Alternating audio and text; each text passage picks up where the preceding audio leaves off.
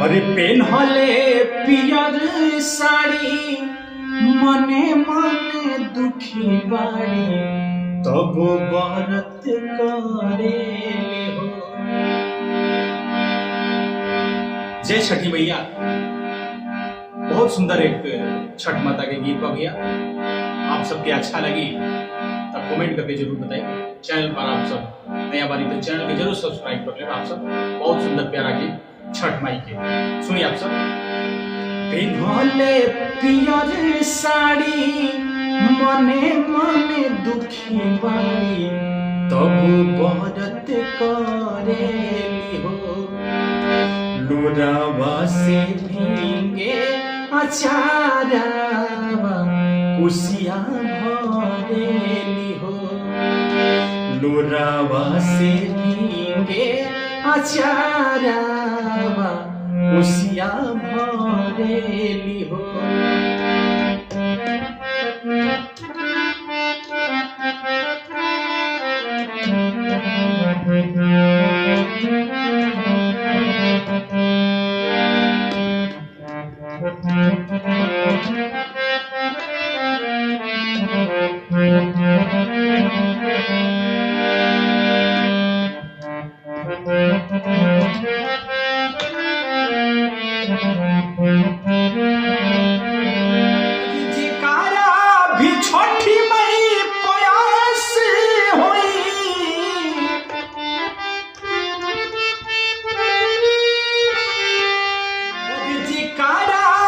छठी मई प्रयास होई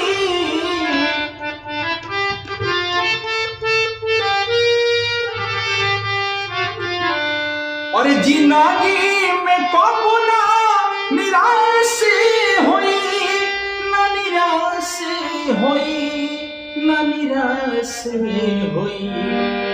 अरे देखो घाटे चल देली हाथे लोटा जल लेली रोवत गिरत भरेली हो।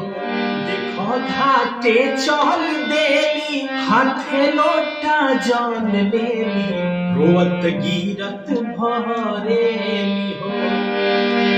लोरावा से भींगे अचारावा कुसिया भरेली हो। लोरावा से भींगे अचारावा कुसिया भरेली हो।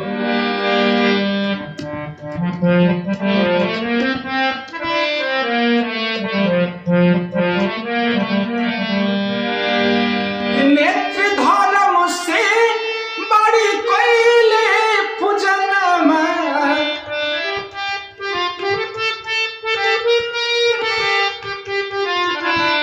पूरा करी है दीनानाथ इनकर सपनावा हो इनकर सपनावा हो इनकर सपनावा।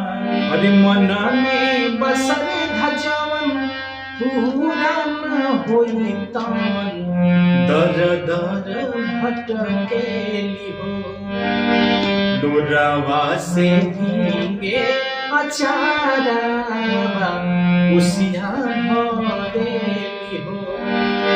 लोरावा से भींगे अचारावा कुसिया भरेली हो।